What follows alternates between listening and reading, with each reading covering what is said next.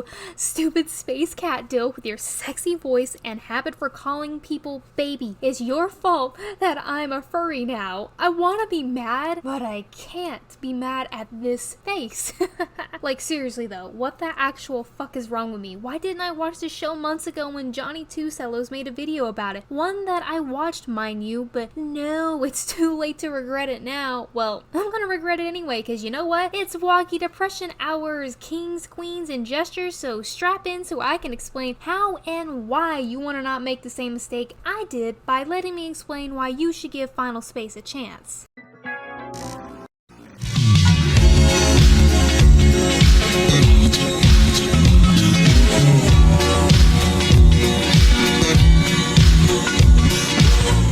Space is a sci-fi adventure adult animated show created by Olan about Gary Goodspeed, a goofy dumbass who is serving time after attempting to, but unsurprisingly, failing to impress a woman by impersonating a pilot. And so Gary goes about his imprisonment in space all alone with no company besides a bunch of robots, which on the bright side includes Tom Kenny voicing Q, who is the Galaxy One's AI, and on the downside, one of Gary's companions being Kevin, and man, screw that guy. If Kevin died, I would ascend to the heavens in absolute happiness, but obviously the show won't give me that satisfaction, so instead I'll just find humor in every character ragging on him instead.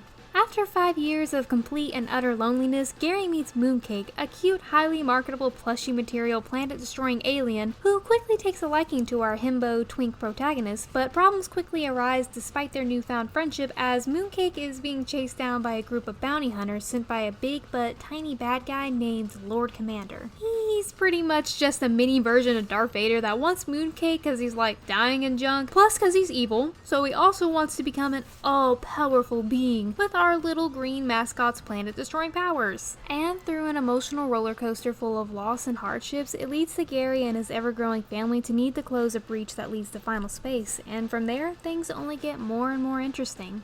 Your boy first came across Final Space about a year ago, scrolling on Verve being bored out of my mind when I remembered Final Space was a thing that was on there, so I decided to load it up and I turned it off halfway through because of how much Gary annoyed me. Looking back on it, that was pretty unfair of me, seeing as not only did Gary end up becoming one of my favorite characters, but also because that wasn't even me giving the show a chance, seeing as I didn't even finish the first episode, and usually I watch at least 3 to 8 episodes of a series before I drop it, either of not being interested or just flat out not liking it. I'm looking at you, cute High Defense Force love, or whatever your name is. Like, I genuinely don't even care enough to look up if that's the actual name of the anime. But anyway, that's not the point. The point is, you should always give a show a chance to entrance you, otherwise you might miss out on really high quality, spectacular shows like Final Space. The only reason I even came back to watch it, weirdly enough, was because I just meant to turn it on and let it play in the background while I was in the process of moving out. But instead, I ended up dropping everything and binged all 3 seasons in 2 days, which I honestly wasn't expecting to do, but what can I say? I was instantly hooked to it. Then, amidst my newfound love for the show, I find out it gets cancelled the day after I finish it because it was trending on Twitter. Oh, how terribly ironic, huh?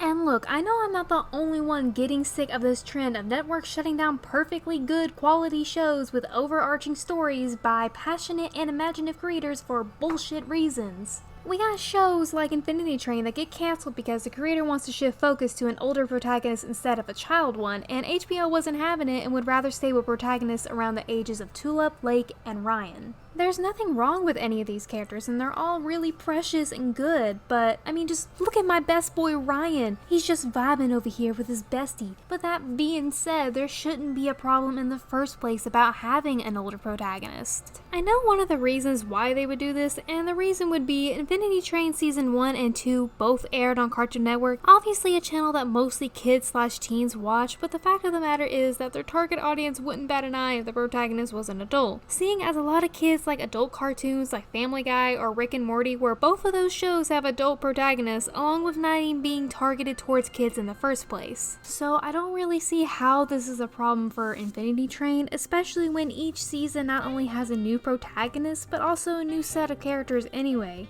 Seriously, HBO, if I'm gonna be perfectly honest, you're holding out on a lot of people because we want to be able to buy Infinity Train merch besides the DVDs, which I do appreciate, but we all know you could be making much more than just that. Do you know how cool it would be to be able to walk into a place like Box Lunch or Hot Topic and be able to buy the baggiest Infinity Train t-shirt they got and be able to slip it on my Twinkie frame and be able to talk somebody's ear off when they ask me about my shirt? I can't really do that if you don't give me the goods, HBO. Plus, saying Infinity Train is getting way too dark is not a good excuse when you're about to give Adventure Time a spin-off with Fiona and Cake, which I'm super hyped of because I love Fiona and Cake ever since I was a kid. I actually have some graphic novels of it. But anyway, that's not the point. Adventure Time was one of the darkest shows I watched when I was a kid, and I only got traumatized just a little. But hey, that's okay, it gives you character. But again, that's still not a good reason to cancel it. If anything, like I said, you can market it to a new audience, or should I say, the older part of the audience that likes Infinity Train. Just pull a Samurai Jack Season 4 on it and let the creator and the showrunners get darker, get more creative, explore new plots and themes with that kind of freedom. We're already starting off with some dumb reasons to cancel a good cartoon, but what could be stupider than that? Well, look no further than the Owl House that not only got canceled after 3 seasons, but it even got its 3rd season shortened down to 3 44-minute specials. Gee, I could only imagine why Disney might want to cancel such a creatively vast, deep, visually beautiful cartoon with enjoyable and relatable characters. But surprisingly, that's not actually the reason why, and I'll get to that in a minute as I can already see somebody in the comment section saying how that's more than some shows get, but bro, just no. Cartoons like The Simpsons and Family Guy get to keep going despite how both of them have pretty much told all the stories they possibly could, and instead we have amazing story-driven shows on the chopping block, like Infinity Train, The Owl House, Glitch Text, and now it's Final Space. And as for the reason the topic of the video's cancellation is that TBS is going through another merger, along with apparently Final Space was getting too expensive to keep making, which is major shite, bro. And on the other hand, while I haven't really seen Glitch Text yet, I already know that its cancellation is unfair because of not only the little clips making it seem almost like an animated Men in Black mixed with Ghostbusters, but from what I've heard from friends and fans of the show, that alone tells me that Glitch Text deserves to be given another chance in being renewed, just like Final Space deserves to be renewed for another season as well. Oh, and remember how I said I was going to bring up the reason for the Owl House's cancellation? Oh, you don't want to get me started on how stupid the situation of its cancellation is, since apparently the reason, as stated by the series creator Dana Terrence, says that it was cut off by an executive saying that it didn't fit the Disney brand. Oh, well, excuse me while I find some images that fit the quote-unquote Disney brand. That's what I call a happily ever after. Inspiring, very dreamlike. What mesmerizing scenery, so beautiful.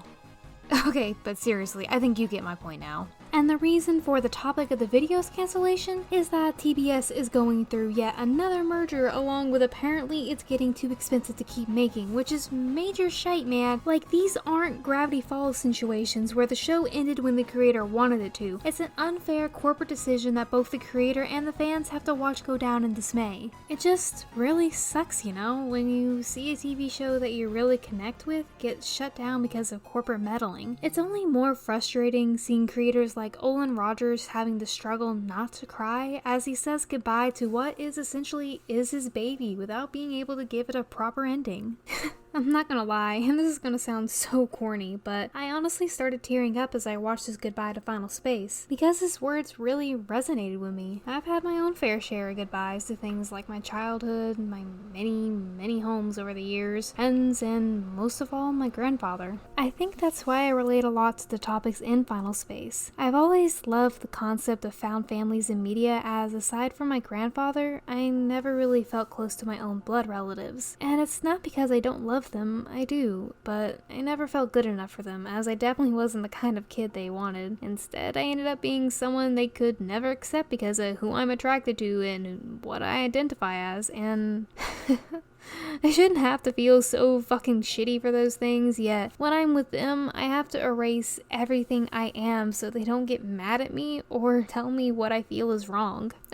Okay, let's kick it down the rabbit hole. Just no more sadness. You know why? I found a family. The best freaking family I never thought I'd have, and they love me for me. And sure, they call me stupid or tell me to shut up sometimes, but you know what? I usually throw it right back at them, and you know what also? I make sure to have even worse jokes to tell them to make them cringe. You know why? Because it's fun, and it makes me happy to be able to connect and cut up with those I hold dear. The found family in Final Space fills me with so much happiness with how raw and genuine it feels. It reminds me of my own found family in some ways, but definitely not exactly the same with the characters like Gary, Quinn, Avocado, Little Cato, Ash, Fox, Hugh, shit man, even Kevin at times, along with many others, all of them having so much heart and emotion behind them that couldn't have been done with any other voice cast. As the voice actors, especially Olan himself, who got better with time despite what he thinks, all of them helping to make their characters even more endearing to watch as they pave through their stories. Final Space and other shows like it deserve to have proper conclusions. Hell, I honestly need to make another video talking about Final Space because I ended up ranting more over my feelings about this than I talked about how amazing this show is. And a show as in-depth as this one can't be talked about for just one video. It's just not enough. Olan says that there is more Final Space supposedly coming down the pipelines in the form of 2 games. One being a VR experience that just came out recently, which, mark my words, I'm about to drop 300 buckaroos for one game just so I can math on Avocado's face. I mean, no, I totally meant a human character like Gary. I mean, no, Quinn's my girl. No, Cheryl, no, fuck, no, just help me. This just, why, damn my unquenching thirst for these characters. My crippling loneliness aside, there's also a console game which already sounds pretty hype with how cool the world of Final Space is, so just the idea of being able to explore it on a console sounds pretty awesome, and I can't wait to hear more news on it. Plus, I can't forget to mention the small chance that we might get an hour-long special, and don't get me wrong, that sounds nice and it is better than nothing, but I'm not quite sure if an hour is even enough to wrap up all the loose ends the series has yet to conclude. Those things, and before I say them, obviously, here's a spoiler warning for Season 3, the things such as how they're going to close the breach, the hundreds of Titan-filled Earths, Mooncake's whereabouts after Gary released him during the team's time travel shenanigans, Ash's redemption arc, and just so much more. All of what I just previously stated is why I'm making this video, because as soon as I saw it got cancelled, I immediately got to work on this, and I'm sorry if this video's editing is wonky, as I actually wanted to post it on October 16th, which is like 3 months ago now, seeing as that's when Netflix released the show internationally, but along with editing my previous video, so much stuff ended up happening in my personal life, from being in the progress of getting a new job, getting sick, not being in the best headspace, etc, so I just wasn't able to get this video uploaded when I wanted it to. But I still implore you to give Final Space a chance if you haven't already, and if you like shows similar to it, then you need to show your support by going and binging the hell out of it on Netflix or HBO Max, along with tweeting out the hashtag on Twitter #RenewFinalSpace to let Netflix/HBO Max know that we want to see more and give Final Space another chance to finish its story. I say all of this, but this doesn't necessarily mean Netflix or HBO Max will pick it up for another season, but because there's a possibility, I'm saying it anyway, and out of the two, Netflix is more likely to do so. One of my favorite animes of all time is The Disastrous Life of Psyche K, the dub being the best thing ever in my opinion, but weirdly enough, it never got dubbed past season 1, and it lasted up to 3 seasons, the third one only being 2 episodes, and honestly, it's baffling it's listed as a season when those episodes are more like a 2-parter. Okay, getting off track again, that's not the point I'm trying to make. The so-called final arc aired in Japan in December 2018, but then Netflix announced that they would be picking it up for a sequel series, which takes place immediately after the 2-parter. The season was only 6 episodes, but that's more than what I expected. I mean, I didn't even think we would get another season in general, but this is what I'm talking about. Netflix Netflix notices these things. If something is popular enough and they think it could make money, then there's a possibility they might pick it up for a movie like Invader Zim, Enter the Florpus, or a continuation like Psyche K Reawakened. Plus, if Netflix doesn't pick it up, Adult Swim could, seeing as they put Final Space 3rd season on their schedule of November 19th of last year, showing that they still care enough to give it a marathon, albeit one at 12 in the morning, but hey, what you can do, it's Adult Swim, so of course it's gonna be real late at night. But either way, it's still a real treat if you ask me, seeing as the 3rd season of Final Space is, in my opinion, one of the most exciting and ambitious seasons in animated television history. So the entire season in one night? Sign me the hell up, baby. I mean, that is if I had cable. I mean, I use streaming sites, so the death of television, am I right? But for real, if enough people happen to tune in on any Final Space reruns, they might be inclined to pick it up. After all, Adult Swim picked up Two Gun Birdie, which is actually one of my favorite animated sitcoms from Netflix that got cancelled after one season, but thankfully for me and others who saw the potential in it, Adult Swim greenlit Two Gun Birdie for not only another season, but 2 of them, after a fan outcry and the work of the crew behind it. So the same could happen to Final Space if people turn on their TVs who have cable and are able to watch it. So maybe these things aren't a surefire way of working, but you know what? I love Final Space and plenty of other people do as well. Seeing as it ended up trending on Twitter at the news of its cancellation, and maybe if we get the word out, we can save it from its abrupt goodbye by showing that we care enough about this show and we want to see more of it, even if it's not like going to happen right now or even in a year or 2, we want to see it. Another thing that Olan said in his video, even if it's years in the future and he had the opportunity to come back to Final Space, he'd be there. And the same goes for me too. If I could see more Final Space like any time in the future, I'll be there to watch it, and I'm sure many others would too. In the end, let's show our support in every way we can possible, y'all. Binge it on Netflix, or if you don't have Netflix, it's also available on HBO Max and Verve. Don't forget to tune in on Adult Swim, and make sure to keep tweeting out Renew Final Space. Download that sick-ass soundtrack, perhaps buy the Season/1/2 Combo Pack Blu-ray, and the Rescue if you have an Oculus, and especially start supporting and following Olan's next project, The Lion's Blaze, a project that's been in the works for a while now, and we finally got a teaser, and it already looks pretty promising, which isn't surprising, and the visuals are amazing, so I'm pretty excited about it, and I'm not gonna make the same mistake of not watching it immediately like I did with Final Space. Now, if you'll excuse me, I'm gonna go back to simping over avocado and denying the fact that I could be a furry. Bye!